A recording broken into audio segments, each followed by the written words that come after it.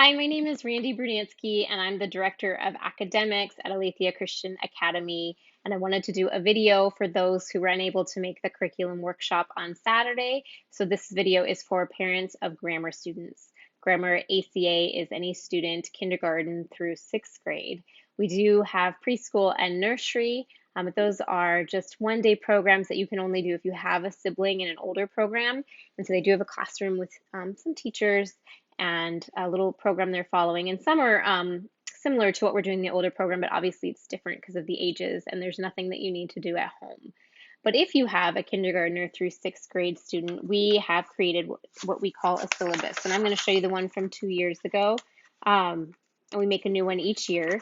But this one is the syllabus that we used. What is in that syllabus that is important for you to see is memory work, right here. And then we also have the week work for you. So this is what is done at the academy is on one side, and then what you would do at home is on the other side. And that's helpful to know as we go through the subjects that you will not just be aware of what is done if you see it in class, but we will tell you what we're doing and then what you as a parent need to do.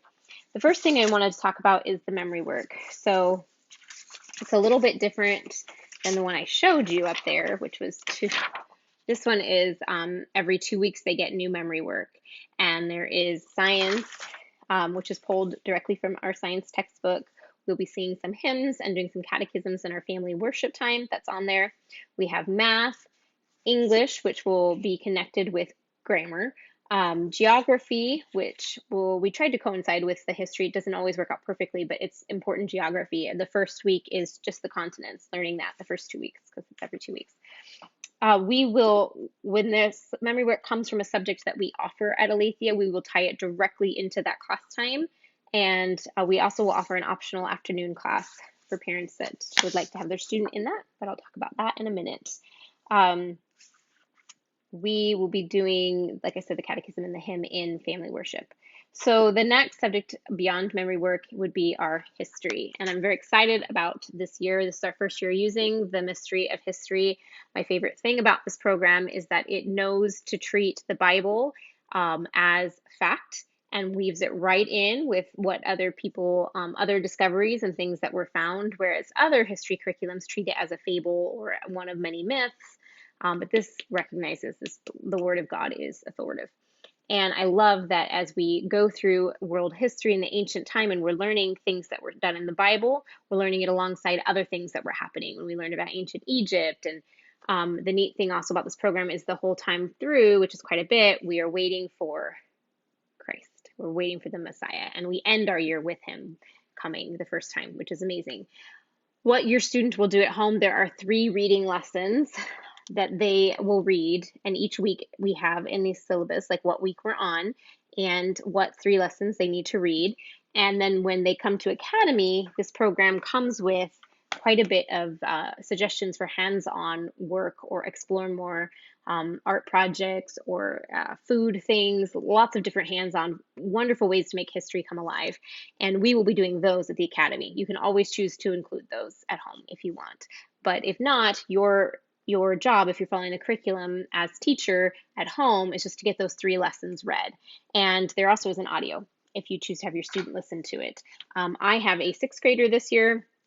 He probably will read some independently and some with me. I'm just very interested in history, and so I haven't read all the way through this curriculum with him yet, so I would love to do that.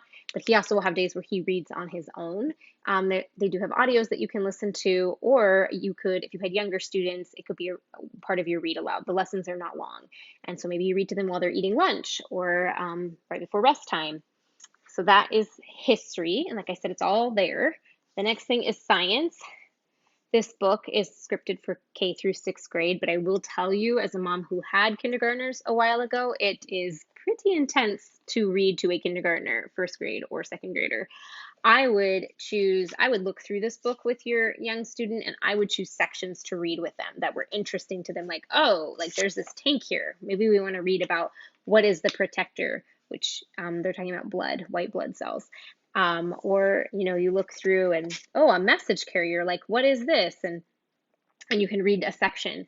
The goal of science with these young kids is to get them interested in what God has done and to have them see like our God is creative. Wow, like I am fearfully and wonderfully made. Anatomy is our study this year. It's an amazing study. So at home, you'll be doing the reading, and at Academy, we'll be doing the science projects and the try thises that are throughout the book. We won't be able to get to all of them, but we're going to do as many as we can. We looked through it and picked the ones that best fit our Academy. And so you will be doing the reading at home. If you have an older student, I would have them read the whole book. We do a chapter every 2 weeks, so it's plenty of time. If you have to read it with them or they read a section, you read a section. I know last year we did that with the zoology book. I would read one, and then my boys would read one, and I would read one, because this is a lot of reading, even if it is 2 weeks. And so we shared that. And then there are questions for them to make sure that they got it, comprehension questions. But we also are going to use this at home. This is optional. They have a junior one that has coloring pictures for younger students. This is the older one, and it has more to explore, like different experiments they can do if you want to do that with them. The Bible and food section, that looks interesting. What do we learn about the nervous and the endocrine system? And so you can ask them some questions, and if they're understanding it, they can take notes, or if they're not a very good writer, or I mean, it is a different skill to come up with information and to write it. You can choose to transcribe it for them, just depending on what you're looking for in your homeschool journey. But all that you need to do is get some of the reading done, all of it if you have older students, so you're familiar with what we're looking at. But honestly, you have those younger students. I mean, do you really remember what you learned in second grade science class? No.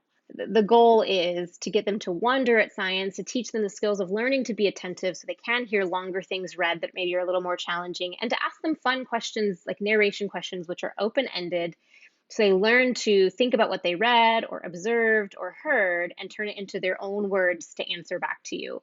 So tell me about the journey of food through the body, instead of is blood good? Like there are open-ended questions that make them think, what did I read about that? And you can see if they actually understood the information. If not, you review it. And it's a wonderful time of being able to wonder at the body. Again, as parents, we have that all written down. What are the chapters that they need to read? And then you can decide if you're going to do the notebook. You do not need it to participate at the Academy. And then we get to literature for the younger students. So we do literature for K through second grade. And what that means is we understand that you as parent have quite a bit of language arts that you're doing at home with reading and writing and spelling and all of that. And so what we're going to do is we're going to come along and just add sort of a classes enrichment.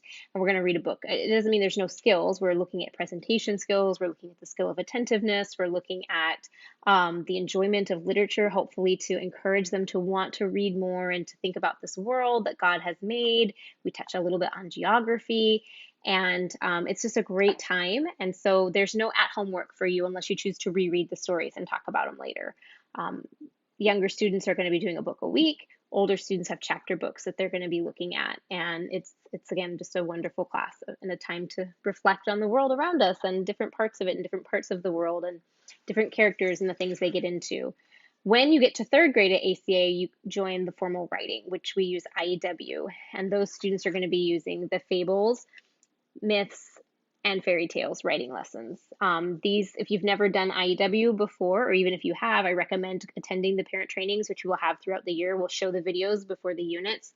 IEW is broken down by units, and this one goes through unit 8, although I do believe we're only doing through unit 7 in our group. And so before each unit, there's like a practicum that you can watch that explains, but it's a wonderful writing program, and we have it mapped out again for you. We say we're doing maybe day 1 or day 1 and 2 at Academy, and then you would do day 3 and day 4 at home, and it has it right here, what those days are. So very, very user-friendly. Then they come to class, and they get opportunities to present those papers that they have written. And that is a wonderful skill for them. We really want to develop those presentation skills.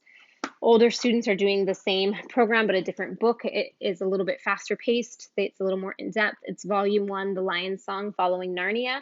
There also is a reading attached, which I don't think we have the books listed. It is the Narnia books. It's not all of them. But we would encourage you to get that, and it tells you when to read them, and we will have that in there. It's The Magician's Nephew, The Lion, the Witch, and the Wardrobe, and The Horse and His Boy. So just the 3 books. This class also will have great opportunities for coming in and presenting their papers and sharing, and even like in class when they're brainstorming together, just those ideas in a classroom setting allow you to hear things and be exposed to new things that develop your thinking. We just learn as we hear others, and we get new ideas and different perspectives. So formal composition for 3rd through 6th grade. In the afternoon, we do want to have a couple of programs. I will talk about that in a different video.